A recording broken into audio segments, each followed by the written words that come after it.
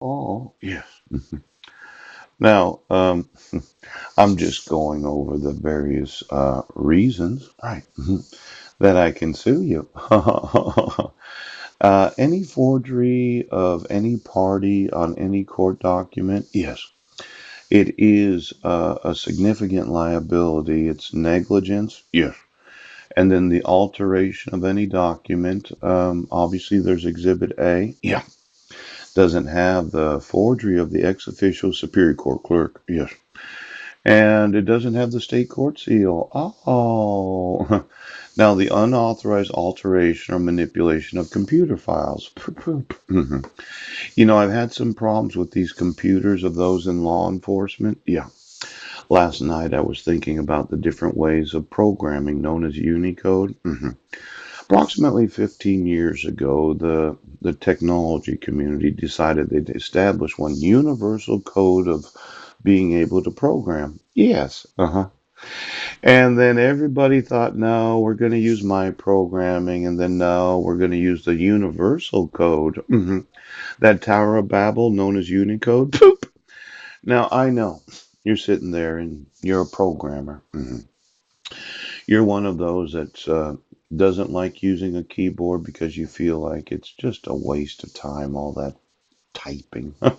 I mean, if you think about software and the writing of code, yes, maybe you're a Microsoft. Right. Could be an IBM. Poop. You could be an Apple. Oh. And they spend billions of dollars employing individuals to write millions of lines of code, and they got frustrated with it, and they thought, there's got to be a better way to do this. Yes.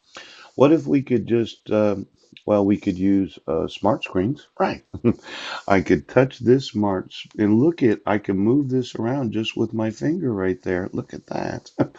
And if I was really, really proficient, I could design a supercomputer. Yes, that my fingers would do all the programming instead of a keyboard. Oh, but then when I was reading Isaiah this morning, Isaiah 59, 21, as for me, this is my covenant with them, saith the Lord.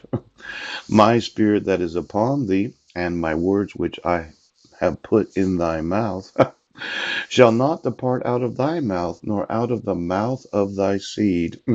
That would be my sons. Yes. Nor out of the mouth of thy seed. That would be my grandchildren, saith the Lord, from henceforth and forever. Now let's say you decided to eat yourself on me. Poop! You decided to take my hand. I know that the mouth and the hands, they kind of go together one to another. Yes, it does. I just want that supercomputer that knows every smartphone. Yes, that there's a little chip in here that Intel. Ooh, I know. Intel always points to the underdog, AMD, as if they had billions upon billions of dollars to design that eighth generation chip that's going to go into all those computers. Oh, but when this computer is connected to roaming, yes, could you get me the roaming of every cell phone in the United States? And then there's the actual use of the cell phone that is connected to Wi-Fi towers that you pay a cell phone company for the data, yes, or the ability to use the telephone.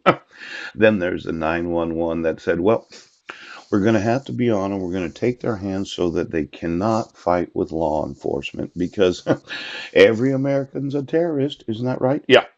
But we don't want to hear what they have to say. So what we'll do is we'll shut their mouths so they don't say a fucking thing right now.